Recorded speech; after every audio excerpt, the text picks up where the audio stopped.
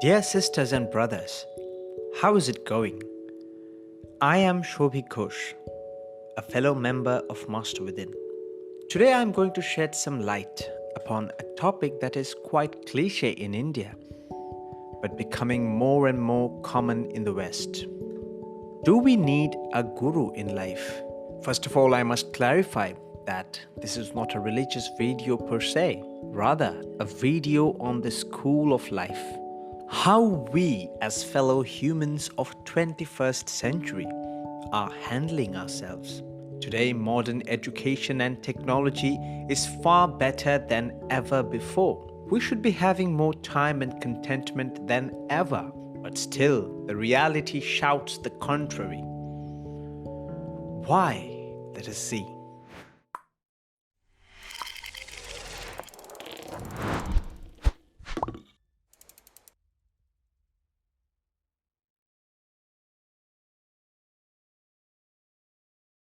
Whatever development we are making in technology or other fields, it is an act of human intellect, which is again driven by one or many human conscience. By focusing too much on the recent milestones, we often fail to notice the collateral repercussions that it bears. This is the nature of our human beings. We may be civilized on the outside, but researchers say we are still the nomadic hunter-gatherer on the inside with our reptilian brain that is yet to be controlled by the leash of a master personality. In this context, a great spiritual teacher, Sri Chandra says, "Jumbled consciousness creates jumbled conscience."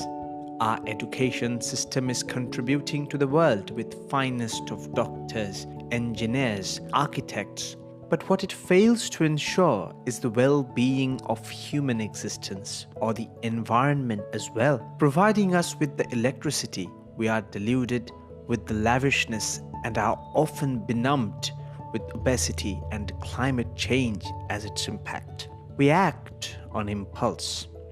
While providing us with education, it fails to check the feedback of the student's psyche.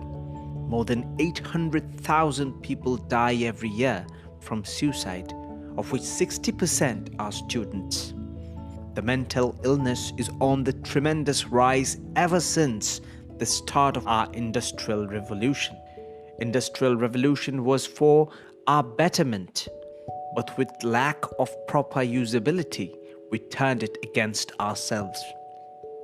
In a research-based work by Dr. Alexis Carrel, a Nobel laureate, we find the education dispensed by schools and universities consists chiefly in a training of the memory and of the muscles. In certain social manners, in a worship of athletics, are such disciplines really suitable for modern men who need, above all other things, mental equilibrium, nervous stability, sound judgment, audacity, moral courage and endurance? Sri Thakur again says, "Literation makes complexes facilitated, whereas education enlightens the being. We are merely taught literation, getting less and less accustomed to the true education.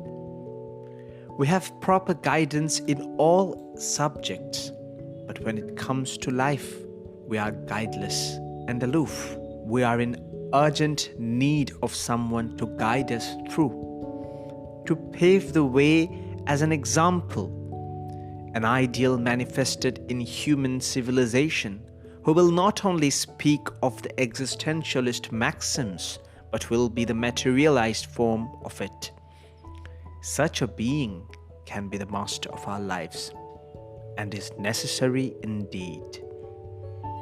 We must spread more and more awareness about the criteria and necessity of a true master, so that more people can be benefited from it, and we can create a better world. According to the ancient wisdom and scientific personalities, there are certain criteria to a true living ideal. To explore more on that, please stay tuned for our upcoming episode. Thank you for watching. Surrender to the great, leading Realized, beloved, it is the only way to be free from the fetters of fantastic thought or obsession and unbalanced walk of life that always misled with stupor and inattention.